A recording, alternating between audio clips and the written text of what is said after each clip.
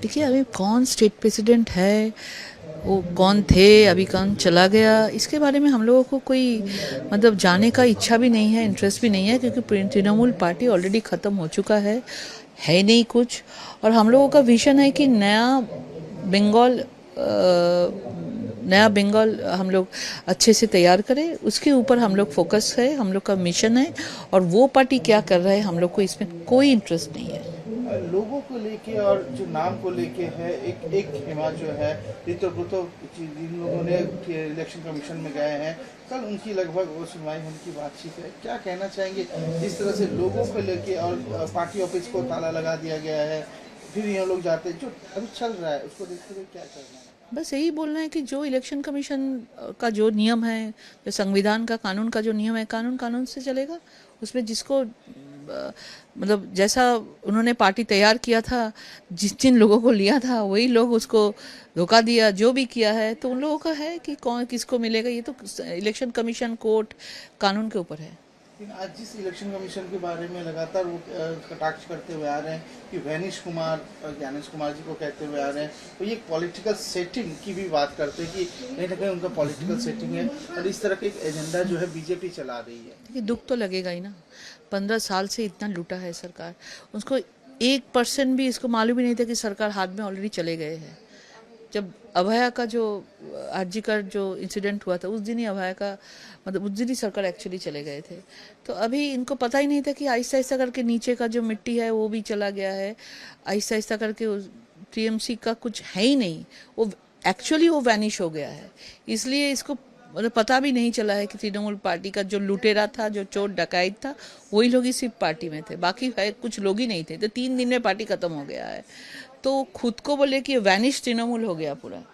और जो हमारा नियम होता है, जो एक संविधान से, जो इलेक्शन कमीशन का नियम होता है, ऐसे नियम ही हुआ है। जनता का आशीर्वाद मिला है। अभी जनता का आशीर्वाद को लिए तो कोई शक होना नहीं चाहिए ना। देखिए, पूरा देश में बीजेपी का जो हम लोग यज्ञ देख रहे हैं, जो सेवा का यज्ञ देख रहे हैं, इसमें कोई ऐसा सनातनी का जो हम लोग देख रहे हैं कि महाकुंभ से शुरू करके जो अयोध्या देखिए, जो भी हम लोग देख रहे हैं, इसमें कोई किसी को शक होगा क्या? जो महाकुंभ को मृत्यु कुंभ बोलते हैं, वो हिंदुत्व के बारे में बोलेंगे, उससे हम लोग को शिक्षा लेना पड़ेगा। तो ये हम लोग देख लिया है कि इतना सालों से हिंदू के साथ पश्चिम बंगाल में कैसे अत्याचार हुआ है, कैसे हम लोग को रामनवमी में हम लोगों को केस दिया गया है। अभी भी हम लोगों के ऊपर केस है, 10 साल हो गया है, अभी भी केस है रामनवमी के ऊपर। लेकिन जब मुहर्रम होता था तब कुछ नहीं बोलते थे। तो यही तो पूरा तुष्टीकरण का राजनीति पश्चिम बंगाल में चले है। अभी पूरा देश जब डबल इंजन का सरकार जहाँ पे चल रहा है, वही हमारा पश्चिम बंगाल में भी अभी शुरू होगा। अभी आप लोग देख रहे हैं कि 2 महीने में कितना बदल चुका है पश्चिम बंगाल, और जनता का मन भी कितना बदल चुका है। सेवाश्रय हेल्थ कैंप को लेके फिर से एफआईआर हुआ अभिषेक बनर्जी के खिलाफ। लगातार उसमें क्या कहे जा रहे कि फर्जी डॉक्टर, फर्जी दवाइयों को वहाँ पर भी प्रशिक्षित किया जाता था, प्रेस्क्राइब किया जाता था। क्या कहना चाहिए? मतलब ये सब इतना जो सामने खुलासा ये सब पूरा तृणमूल सरकार ही फेक था। फेक डॉक्टर, फेक नर्स, सब कुछ फेक था। ये लोगों का कुछ एक्चुअल नहीं था, और पूरा जनता को पूरा लूटे है ये तृणमूल सरकार ने। मुझे लगता है कि सेवाश्रय को लेके जो जांच हो रहा है वो होना चाहिए, एक्चुअल जो ट्रुथ है वो सामने आना चाहिए। यूसीसी को लेके भी जो पोजीशन है, लगातार आप लोग कटाक्ष कर रहे हैं कि कह रहे हैं कि विभाजन की राजनीति कर रहे हैं, बंगाल में इसकी जरूरत नहीं है, लेकिन इसमें यहाँ पे डाल के इसको तो एक जाति संप्रदाय को विभाजन करने की आप लोग ये बहुत पहले से होना चाहिए था। हमारा राज्य इसमें पीछे चला गया, विशेष करके पश्चिम बंगाल में तो होना ही चाहिए। हम लोग इंतज़ार कर रहे थे, जब हम लोग उत्तराखंड में देखा है, दूसरे राज्यों में देखे हैं, गुजरात में देखे हैं, तब हम लोग का अफसोस होता था कि कब होगा यहाँ पे। नहीं तो पश्चिम बंगाल का हालत बहुत ख़राब हो जाएगा।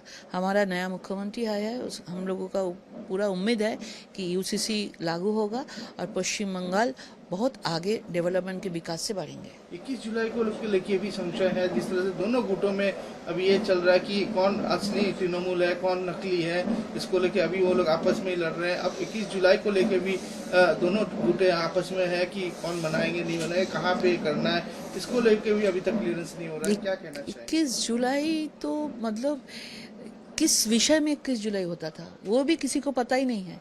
इतना दिनों से तो 21 जुलाई चलता है कि एक सर्कस चलता है, वहाँ पे गाना चलता है, पूरा ड्रामा चलता था 21 जुलाई में। तो जो विषय था वही विषय खत्म हो गया है।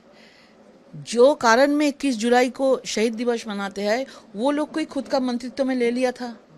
हम नाम नहीं करना चाहते हैं, वही लोग तो फिनेंस मिनिस्टर हुआ था। तो इसको मतलब जो इतना खराब किया है, जो दोष किया है, उसको ही अपना पार्टी में लेके मंत्री बना दिया है। तब तो 21 जुलाई खत्म हो चुके थे। तो 21 जुलाई का कोई मतलब नहीं है। सर्कस करने के लिए किसको मिलेगा ये चल रहा है। आप देखिए क्या होता है। लेकिन ये लगातार आप लोग के ऊपर आरोप और लगाया जा रहा है कि बीजेपी जो है एजेंसीज के माध्यम से उनको डरा के इस तरह से पार्टी को तोड़ रहे हैं और फर्जी case, CBI, ED, income tax का डर दिखाते हुए ये सब चीजें किया जा रहा है। आप देख रहे हैं कि खुद सांसद बोल रहे हैं कि टीएमसी ने उनके साथ क्या किया है।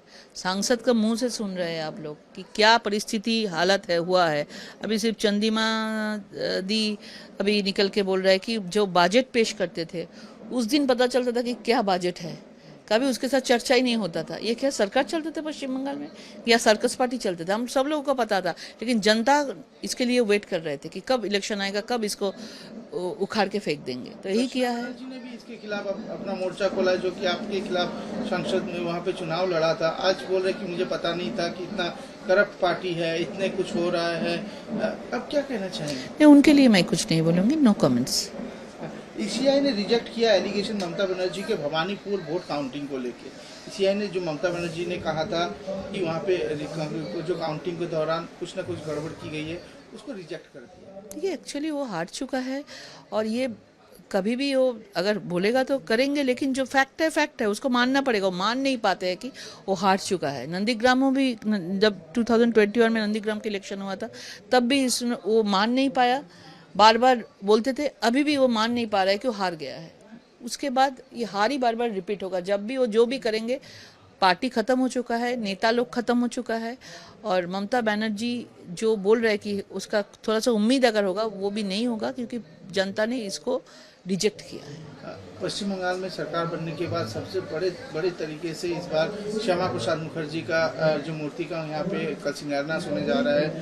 तो गृह मंत्री अमित शाह जी भी आ रहे हैं, क्या कार्यक्रम है? नहीं, बहुत ही अच्छा है। हम लोग संगठन से डॉक्टर श्यामा प्रसाद मुखर्जी का जन्मदिन मनाते थे और बहुत बार रोक भी लगा दिया सरकार ने। हम लोग इधर उधर में बहुत सारा जगह में हम लोग प्रोग्राम करने का कोशिश किया, लेकिन रोक दिया था, पुलिस ने परमिशन नहीं देते थे। लेकिन आज हम लोग देख रहे हैं कि एक एक जगह में हर 2 किलोमीटर 3 किलोमीटर बाद श्यामा प्रसाद मुखर्जी का जन्म जयंती पालन हो रहा है, सेवा हो रहा है, ब्लड डोनेशन कैंप हो रहा है, बहुत कुछ हो रहा है। यही पश्चिम बंगाल हम लोग देखना चाहते थे। ये पश्चिम बंगाल का सपना डॉक्टर श्यामा प्रसाद मुखर्जी का था। अब देखिए श्यामा प्रसाद मुखर्जी का विचारधारा में, मोदी जी का नेतृत्व में, हमारा मुख्यमंत्री जी का नेतृत्व में ये सरकार बहुत अच्छे से चलेगा।